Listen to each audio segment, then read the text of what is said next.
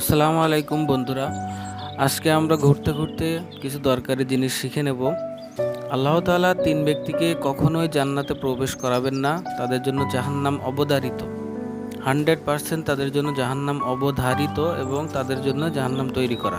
আল্লাহ তাআলা মানুষকে অনেক সুন্দর করে সৃষ্টি করেছে জাহান্নামে দেওয়ার জন্য না, তাদের জন্য জান্নাতে দেওয়ার জন্য। কিন্তু মানুষ কিছু কিছু কাজ করে, কিছু কিছু অভ্যাস আছে যার জন্য মানুষকে জাহান্নামে যেতে হবে।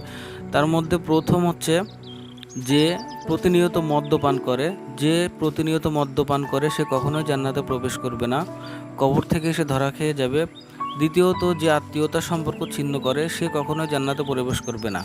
এবং তৃতীয়ত সর্বশেষ, যে জাদুটোনার উপরে বিশ্বাস রাখে, জাদুটোনার উপরে আস্থা রাখে, এমন ব্যক্তি কখনো জান্নাতে প্রবেশ করবে না। তো আজকে এই তিনটা জিনিস সবাই শুনে রাখলাম এবং সবাইকে জানিয়ে দেব। আজকের মতো এখানে শেষ। আল্লাহ হাফেজ।